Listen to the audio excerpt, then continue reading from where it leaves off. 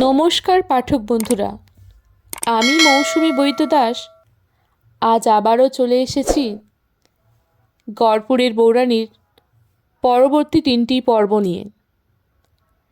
কেমন লাগছে ধারাবাহিকটি আমাকে অবশ্যই কমেন্টের মাধ্যমে জানাবেন, আর ভালো লাগলে আমার চ্যানেলটিকে সাবস্ক্রাইব করে আমার পাশে থাকবেন। তাহলে শুরু করা যাক আজকের পরবর্তী 3টি পর্ব। এলিনা দেখল সে যে জায়গায় দাঁড়িয়ে আছে তার থেকে ঠিক 2 হাত দূরে বিছানায় আরও একজন এলিনা শুয়ে আছে। তবে তার শরীরে কোনো রাতের পোশাক নেই, তার জায়গায় আছে একটা শাড়ি, আর তার দিকে ভয়ানকভাবে তাকিয়ে আছে মধুজা। বড় ভয়ানক সে দৃষ্টি। এরপর আরো ভয়ানক কাণ্ড ঘটালো মধুজা। মধুজা উঠে বসল বিছানায়, প্রবল আক্রোশে এলিনার গলাটা চেপে ধরল। বিছানায় ঘুমন্ত এলিনার দম বন্ধ হয়ে আসতে লাগলো। আর এই সকল দৃশ্য সহ্য করতে না পেরে বিছানা থেকে সামান্য দূরে দাঁড়ানো এলিনা অজ্ঞান হয়ে মাটিতে পড়ে গেল। যখন এলিনার জ্ঞান ফিরল, ও দেখল ওর ঠিক পাশেই রয়েছেন ঠান দিদি। রাত্রি তখনও সকাল হয়নি, ভোরের আলো ফুটতে আরো কিছুটা সময় বাকি। এলিনা লক্ষ্য করল দরজার বাইরে প্রবালের অস্থির পায়চারি। ঠান দিদি এবার এলিনাকে আস্তে আস্তে করে উঠে বসালেন, আর তারপর জিজ্ঞাসা করলেন, বলতো দিদি, ঠিক কি হয়েছিল? সকালেও তুই স্নানঘর থেকে বেরিয়ে জ্ঞান হারিয়েছিলিস, আর এখনো যদি মধুজার ঘুম না ভাঙতো, কে খবর দিত বলতো আমাকে? জ্ঞান ফিরে আসতে এলিনার সবকিছু আগের মতোই স্বাভাবিক লাগছিল। আচ্ছা, গত রাতে ভোগ নিবেদনের পরে গ্রামের লোকেদের সাথে যে ঝামেলা হয়েছিল সেই কথাগুলো মনে করতে করতেই ঘুমিয়েছিল এলিনা। তাহলে কি ওর হ্যালুসিনেশন হচ্ছে, বা হচ্ছিল? এলিনা জানে বাস্তব জীবনের কোনো ঘটনা মানুষের অবচেতন মনে স্নায়বিক চাপ সৃষ্টি করলে সেই ঘটনা স্বপ্নে ফিরে আসে। তবে কি কাল রাতে ও যেটা দেখেছিল সেটা স্বপ্ন নাকি সত্যি? এই সকল দ্বিধা এখনো কাটিয়ে উঠতে পারছে না এলিনা। তাই এলিনা মুখ খুলল না, শুধু হেসে বলল, আসলে কোনোদিনও তো এত বড় বাড়িতে থাকিনি। জল খেতে গিয়ে অসাবধানে বিছানায় আসার সময় মনে হয় হোঁচট খেয়ে পড়ে গেছি, আর সেভাবে কাল থেকে কিছু খাওয়া হয়নি, তাই হয়তো অজ্ঞান হয়ে গিয়েছিলাম। কথাগুলো বলার পরে এলিনা দেখল ডান পায়ের বুড়ো আঙুলটার নখ সত্যি সত্যিই উঠে গেছে। এলিনা বলল, সত্যি কি আমি হিঁচড় খেয়ে পড়ে গিয়েছিলাম, নাকি গত রাতে যা দেখেছি তার সবটাই সত্যি? নিজের মনকে নিজেই কথাগুলো বলল এলিনা। ভোরের আলো আস্তে আস্তে করে ফুটছে। এবার ঠানদিদি বাইরে দাঁড়িয়ে থাকা উদ্বিগ্ন প্রবালকে খবর দিলেন। প্রবাল অপরাধীর মতো মুখ নিয়ে এগিয়ে এলো এলিনার কাছে। ঠানদিদি ওদের দুজনকে একটু একা থাকতে দিয়ে মধুজাকে সঙ্গে নিয়ে বেরিয়ে এলেন ঘর থেকে। প্রবাল এসেই এলিনাকে জড়িয়ে ধরল। এলিনাও আর পারছিল না নিজের স্নায়ুর সাথে লড়াই করতে। ও প্রবালকে শক্ত হাতে জড়িয়ে ধরল। প্রবাল বলল, তোমার বাবাকে কথা দিয়েছিলাম তোমার যত্ন করব, কিন্তু ওনাকে দেওয়া কথা আমি রাখতে পারিনি। এই বাড়িতে আসার পর থেকে একটার পর একটা ঘটনা ঘটছে তোমার সাথে। কথাগুলো প্রবাল প্রায় কাঁদতে কাঁদতে বলল। এলিনা প্রবালকে আরো শক্ত করে জড়িয়ে ধরে বলল, তাতে কি তোমার কিছু হাত আছে? প্রবাল এবার এলিনার কাছ থেকে সরিয়ে নিয়ে বসল বিছানার উপরে। তারপর বলল, আজ তোমায় আমি কয়েকটা ঘটনার কথা বলতে চাই। হয়তো তুমি এই বিষয়ে আমাকে সাহায্য করবে। এলিনা প্রবল উৎকণ্ঠার সাথে প্রবালের কথাগুলো শুনতে লাগলো। প্রবাল এবার বলতে শুরু করলো, গড়পুরে আমাদের হালদার বংশের বিশাল নাম। এককালে বাংলা, বিহার, উড়িষ্যা প্রদেশের মধ্যে অন্যতম জমিদার বংশ হিসাবে সম্মান ছিল আমাদের। তার অবশ্য একটা কারণ আছে। বাংলা, বিহার, উড়িষ্যার নবাব এই হালদার বাড়ির একজন জমিদারকে নিজে হাতে রাজমুকুট পরিয়ে দিয়েছিলেন। যদিও সেসব এখন অতীত, আর সেই রাজমুকুট চুরি হয়ে গেছে অনেক দিন আগেই। এবার তোমার মনে প্রশ্ন জাগতেই পারে, জমিদারকে একজন নবাব কেন রাজমুকুট দেবেন? তারও অবশ্য একটা কারণ ছিল। গড়পুর প্রথমে একটা ছোট জমিদারির অংশ ছিল। আমাদের ঠিক পাশের জমিদারি ছিল নীলগঞ্জ, আর তার পাশে রায়গড়। একবার বৃদ্ধ নবাব এসেছিলেন রায়গড়ের জমিদার প্রতাপ রায়ের কাছে এক বিশেষ দরকারে। তখন গড়পুরের জমিদারি নবাবের সাথে দেখা করতে যান সেখানে।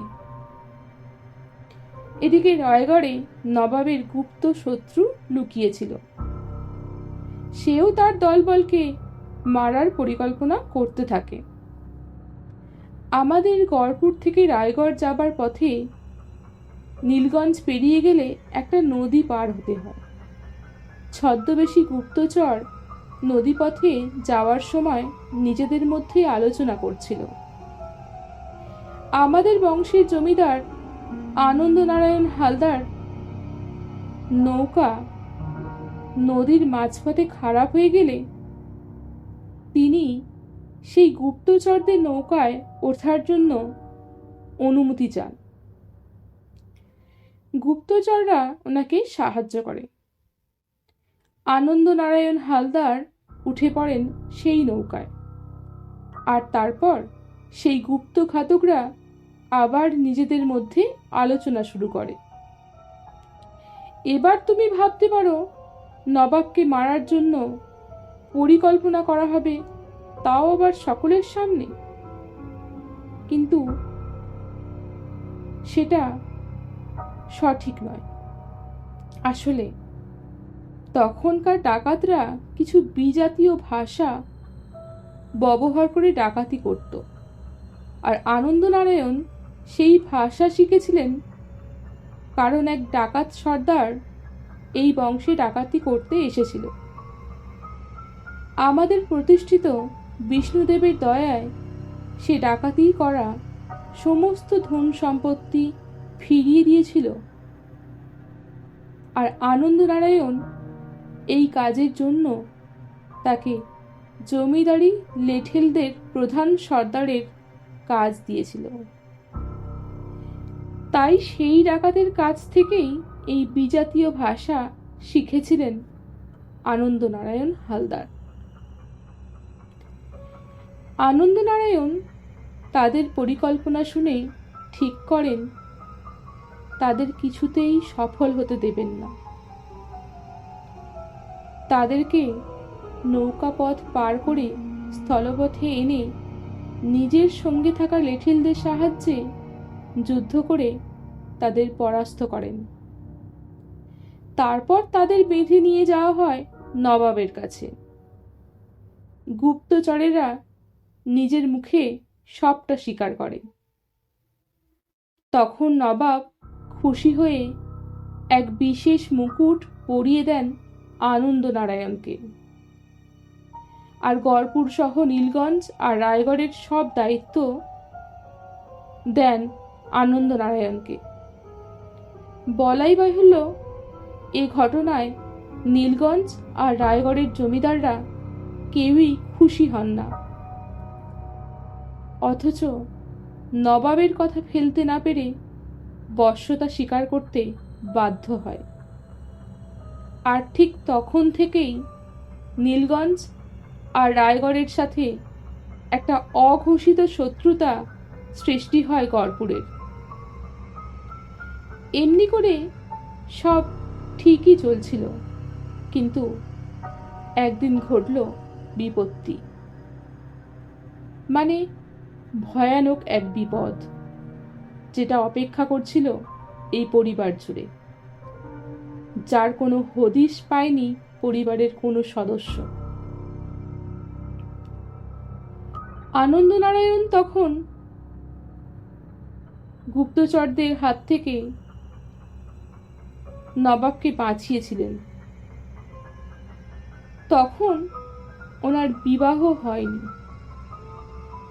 সেই ঘটনার পর আনন্দনারায়ণ রাজা হলে গোটা গড়পুরের লোক বড় আনন্দ পেয়েছিল। আর আনন্দনারায়ণের মা ওনার বিবাহের জন্য পাত্রী দেখা শুরু করেছিলেন। এরপর একদিন শুভ দিন দেখে বিবাহের তারিখ ধার্য হলো। নীলগঞ্জের জমিদার বাড়ির মেয়েই পাত্রী হিসাবে ঠিক হলো। আনন্দনারায়ণের আঁকার হাত ভীষণ ভালো ছিল, তাই তিনি সময় পেলেই নানান তৈলচিত্র আঁকতেন। এমনি করেই তিনি লতিকামণি অর্থাৎ তার ভাবী স্ত্রীর তৈলচিত্রটি আঁকছিলেন তার ঘরে বসে এক মনে। সেদিনই ছিল তার বিবাহের দিন। তবে বিবাহের জন্য কনেপক্ষ থেকে বরকে আনতে এলে গড়পুরের বৌরানী আনন্দনারায়ণের মা ছেলের ঘরের দিকে যান তাকে ডাকবেন বলে। সেই ঘরে দাস দাসীদের সাথে ঢুকেই আতঙ্কে আর ভয়ে তার চোখ বিস্ফারিত হয়ে যায়। ঘরের ভিতর আনন্দনারায়ণকে মৃত অবস্থায় পাওয়া যায়। কেউ যেন তার গলার নলি কেটে খুন করেছে, আর তার পাশে যেখানে ছবি আঁকছিল সেই জায়গাটা রক্ত দিয়ে ভরানো। গড়পুরের বৌরানী আনন্দনারায়ণের মা এই ঘটনা সহ্য করতে পারেন না। ওই স্থানেই তার মৃত্যু হয়। আর সেই রাজমুকুট যেটা রাজা আনন্দনারায়ণকে দিয়েছিলেন, সেটা রাজবাড়ির কোথাও খুঁজে পাওয়া যায় না। আনন্দনারায়ণের এক ভাই ছিল, ওনার নাম মোহন কৃষ্ণ। যেহেতু মেয়ে লগ্নভ্রষ্ট হবে, তাই বাধ্য হয়েই লতিকামণিকে বিবাহ করেন মোহন কৃষ্ণ। আর গড়পুরে তখন পড়ে থাকে গড়পুরের বৌরানী আর আনন্দনারায়ণের মৃতদেহ। বিবাহের পরে এসে মোহন কৃষ্ণ ওই দুই মৃতদেহ সৎকারের ব্যবস্থা করেন। এ বাড়ির সকলে, এমনকি গ্রামের সবাই বৈষ্ণব হলেও মোহন কৃষ্ণ কিন্তু আমিষ আহার করতেন। সে দাদার মৃতদেহ হাতের মুঠো খুললে কয়েকটা কথা লেখা দেখতে পায়, যেখানে লেখা ছিল প্রতিশোধ। সর্বোপরি এই মোহন কৃষ্ণ ছিল তার দাদার ঠিক উল্টো স্বভাবের একজন মানুষ। যেখানে আনন্দনারায়ণ হালদার ছিলেন একজন সাত্ত্বিক মানুষ, ঠিক সেখানে মোহন কৃষ্ণের মধ্যে জগতের সমস্ত তামসিক গুণগুলো বিরাজমান ছিল। তবে তার দাদার আর মায়ের এহেন মৃত্যু তার জীবনযাত্রায় আমূল পরিবর্তন এনে দিল। সেও দাদার মতোই সাত্ত্বিক ভালো মানুষের জীবনযাপন করতে লাগলো। যখন মোহন কৃষ্ণের বিবাহ করা স্ত্রী গড়পুরের ছোট বৌরানী গর্ভবতী হলো, তখন হালদার বাড়ির আশ্রিত থেকে শুরু করে চাকর বাকর, এমনকি গ্রামের সকলেও বড় আনন্দ পেল। তবে সেই আনন্দের রেশ মনে হয় খুব বেশি দিন স্থায়ী হলো না। একটা নির্দিষ্ট সময় মেনে লতিকামণি একটা সুস্থ সবল পুত্র সন্তানের জন্ম দিল। এই সমস্ত ঘটনার আগেই মোহন কৃষ্ণ রাজার উপাধি ত্যাগ করেছিল। তাই সামান্য জমিদার আর গড়পুরের জমিদার হয়েই তারা দিন যাপন করছিল। আনন্দ বেশি দিন স্থায়ী হল না এ কথা বলার কারণ, মোহন কৃষ্ণের পুত্রের যখন 5 বছর বয়স হয়, তখন সে একটা চিঠি লিখে নিরুদ্দেশ হয়ে যায়। সে চিঠিতে লেখা ছিল, প্রাণপ্রিয়া লতিকামণি, আমি এখন তোমায় যে সংবাদ দেব তা তোমাকে আনন্দের সাথে গ্রহণ করতে হবে। তুমি আমার বিবাহিতা স্ত্রী, আমার পুত্রের জননী। আমি তোমায় দায়িত্ব দিলাম গড়পুরের জমিদার বাড়িকে সকল বিপদের হাত থেকে রক্ষা করো। আমি চললাম দাদার মৃত্যুর প্রতিশোধ নিতে। প্রতিশোধ পর্ব শেষ হলেই আমি ফিরে আসব। স্ত্রী হয়ে তুমি আমার জন্য অপেক্ষা করো। ইতি তোমার স্বামী মোহন কৃষ্ণ হালদার। চিঠি পড়ে আর 5 বছরের সন্তান হরনারায়ণকে বুকে জড়িয়ে ধরে ডুকরে কেঁদে উঠলেন লতিকামণি, এই গড়পুরের আরো এক বৌরানী। মনে হয় সেই মুহূর্তে তার সমস্ত পৃথিবী দুলে উঠল। তবুও স্বামীর কথা মতো শক্ত হাতে গড়পুরের জমিদারি পরিচালনা করতে লাগলেন তিনি। গ্রামের মানুষ তাদের সুযোগ্য বৌরানীকে পেয়ে ভীষণ খুশি হলো। দেখতে দেখতে কেটে গেল অনেকগুলো বছর, কিন্তু মোহন কৃষ্ণ ফিরে আসেননি। তবে তার বদলে খবর এসেছে লতিকামণির বাপের ঘর নীলগঞ্জ আর রায়গড়ে ঘটে যাওয়া ভয়ানক বিভৎসতার। কে যেন অমাবস্যার কালো আধার ডেকে ওই দুই জমিদার বাড়ির পুরুষ সদস্যদের ভয়ানক মৃত্যু দিয়েছে, ঠিক যেমন করে আনন্দনারায়ণের মৃত্যু হয়েছিল, ঠিক তেমন করেই। এ খবর শুনে বুঝতে বাকি রইল না যে এ তার স্বামীর কাজ। তাই দুই জমিদারির কোনো যোগ্য উত্তরসূরি বেঁচে না থাকায় রায়গড় আর নীলগঞ্জ আবারও গড়পুরের দখলদারিতে চলে এলো। নিজের বাড়ির সদস্যদের মৃত্যু সংবাদ বড় অস্থির করে তুলেছিল লতিকামণিকে। তারপর দীর্ঘদিন স্বামীর অদর্শন।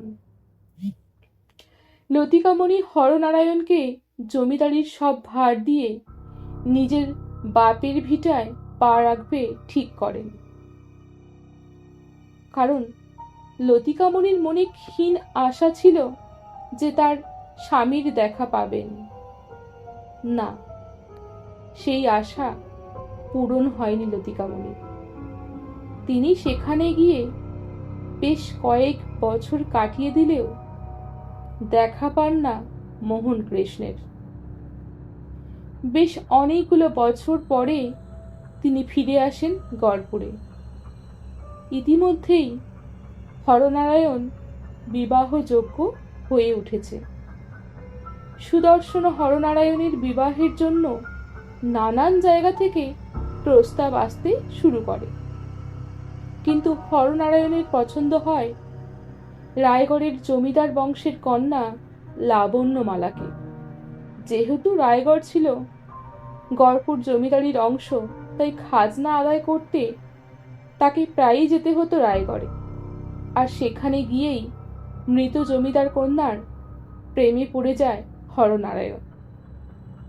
এই বিবাহে মত ছিল না লতিকামণির, কারণ তার পিতাকে হত্যা করেছে হরনারায়ণের পিতা। যদি সে প্রতিশোধ নেয়, তবে ছেলের খুশির জন্য শত আপত্তি থাকা সত্ত্বেও এই বিবাহ মেনে নিলেন লতিকামণি। কিন্তু বিবাহের পরে লতিকামণির সমস্ত ধারণাকে ভুল প্রমাণিত করে সংসার করতে লাগলো লাবণ্যমালা। এবার সে জন্ম দিল দুই পুত্রের। তারাই হলেন আমার বাবা আর জেঠুমশাই। লতিকামণি বৃদ্ধ হলেন। তার স্বামী ফিরে আসবে, যেটুকু আশা তার বুকের মধ্যে ছিল, সেটাও নিভে গেল একদিন। কারণ এই বাড়িতে প্রবেশ করলেন ঠান দিদি। ঠান দিদি এসে নিজেকে পরিচয় দিলেন মোহন কৃষ্ণের স্ত্রী রূপে। ঠান দিদি সব ঘটনা খুলে বললেন লতিকামণিকে। উনি মধুবন্তী হালদার, এই বাড়ির পুত্র মোহন কৃষ্ণের স্ত্রী। মোহন কৃষ্ণ এই বাড়ি থেকে বেরিয়ে তন্ত্র সাধনা শুরু করে। মধুবন্তীর বাবা ছিলেন তার গুরুদেব। গুরুর নির্দেশে তিনি মধুবন্তীকে তার সাধন সঙ্গিনী করেন। কিন্তু স্ত্রী লতিকামণির প্রতি অগাধ ভালোবাসা থাকায় সে কোনোদিন তার সাথে শারীরিক সম্পর্কে লিপ্ত হয়নি। তাই তার ফলে মোহন কৃষ্ণের ঔরসে কোনো সন্তানও হয়নি মধুবন্তী। স্ত্রীর কাছে ফিরে আসবে বলেছিল মোহন কৃষ্ণ, কিন্তু সে কথা তিনি রাখতে পারেননি পুনরায় বিবাহ করার জন্য। ঠান দিদির কথা শেষ হলে সে কথা লতিকামণি কিছুতেই বিশ্বাস করেন না। আর ঠিক তখনই ঠান দিদি লতিকামণিকে মোহন কৃষ্ণের দেওয়া আংটি দেখান। লতিকামণির সেই আংটি দেখে বুঝতে বাকি থাকে না যে তার সামনে দাঁড়িয়ে থাকা মানুষটি সত্য কথা বলছেন। তখন তিনি ঠান্দিদিকে যোগ্য সম্মান দিয়ে ঘরে তোলেন আর জানতে পারেন মোহন কৃষ্ণ এই জমিদার বাড়িকে রক্ষা করার জন্য ওনাকে এই বাড়িতে পাঠিয়েছেন। লতিকামণি দীর্ঘ জীবনের যন্ত্রণা আর সামান্য আশার আলো নিভে গেলে ঠান্দিদির আশার মাত্র কয়েক মাসের মধ্যেই তার মৃত্যু হয়। সেই থেকে ঠান্দিদি আমাদের সাথেই রয়ে গেছেন একইভাবে। তারপর হরনারায়ণের মামুনি হয়ে তার দুই পুত্রকে বড় করতে থাকেন মধুবন্তী। প্রচণ্ড বুদ্ধিদীপ্ত মহিলা। খুব অল্প সময়ের মধ্যেই ফুলে ফেপে ওঠে এই হালদার বাড়ির ঐশ্বর্য। দুই পুত্র আদিত্যনারায়ণ আর রূপনারায়ণ ক্রমে ক্রমে বড় হয়। ততদিনে জমিদার বাড়ির প্রথা অনুযায়ী জমিদারি প্রথা আর নেই, নতুন সরকার গঠন হয়েছে। তবে ঠান্দিদির বুদ্ধি আর পরামর্শে আদিত্যনারায়ণ ব্যবসা শুরু করে। ব্যবসা অচিরেই ফুলে ফেপে ওঠে। এরপর আদিত্যনারায়ণের মা লাবণ্যমালা ছেলের বিবাহের জন্য যোগ্য পাত্রী খুঁজতে থাকেন। অনেক খুঁজে গড়পুর থেকে একটু দূরে অলকানন্দাকে এই বাড়ির বড় বউ রানী করে আনেন লাবণ্যমালা। অলকানন্দা মানে আমার বড় জেঠিমা। এই বাড়িতে পা দেওয়ার সাথে সাথেই ঘটতে শুরু করে নানান অমঙ্গল। লাবণ্যমালা ছেলে আর ছেলের বউকে বরণ করার জন্য বরণডলা নিয়ে নিচে নেমে এলে অলকানন্দার মুখ দেখে ভয় পেয়ে যান ভীষণ। অসমাপ্ত বরণ রেখে শয্যা নেন। অলকানন্দার বরণ করে ঘরে তোলেন ঠান্দিদি। লাবণ্যমালা অর্থাৎ আমার ঠাকুমা বড় জেঠিমা আসার মাত্র কয়েকদিন পরেই মৃত্যুর মুখে ঢলে পড়েন। তোমায় এই সকল ঘটনা প্রসঙ্গে একটা কথা বলা হয়নি। আনন্দনারায়ণ অর্থাৎ মোহন কৃষ্ণের বড় দাদার মৃত্যুর পরে তার আঁকার ঘর চিরতরে বন্ধ করে দেওয়া হয়েছিল। কিন্তু যখন অলকানন্দা এই হালদার বাড়ির বড় বৌরানী হিসাবে প্রবেশ করেন, ঠিক তখনই হঠাৎ করেই সেই ঘরের দরজা খুলে যায় আর সেই ঘরের দেওয়ালে রক্তের ছিটা দেখা যায়। লাবণ্যমালার মৃত্যুর পরে হালদার বাড়িতে আশ্রিত সব আত্মীয় স্বজন অলকানন্দাকে অপয়া বলত। কেবলমাত্র ঠান্দিদি তাকে যত্ন করত। এরপর আমার মা ইন্দিরা এই বাড়ির ছোট বৌরানী হয়ে এই বাড়িতে আসেন। আমার মা আসার অল্প কিছুদিন পরেই অলকানন্দা অর্থাৎ আমার বড় জেঠিমা গর্ভবতী হন। হালদার বাড়িতে আনন্দের ধারা বয়ে যায়। তবে গর্ভ ধারণ করার মাত্র কিছুদিন পর থেকেই জেঠিমার শরীর ভাঙতে শুরু করে। একদিন খুব সকালে তিনি একটি পুত্র সন্তানের জন্ম দেন, আমার দাদা প্রাণকৃষ্ণের। যখন আমার 10 বছর বয়স, যখন আমার দাদা প্রাণকৃষ্ণের 10 বছর বয়স, তখন আমার জন্ম হয়। কারণ আমার মায়ের বিবাহের পরেই বাচ্চা আসছিল না, কোনো একটা দোষ ছিল বলে।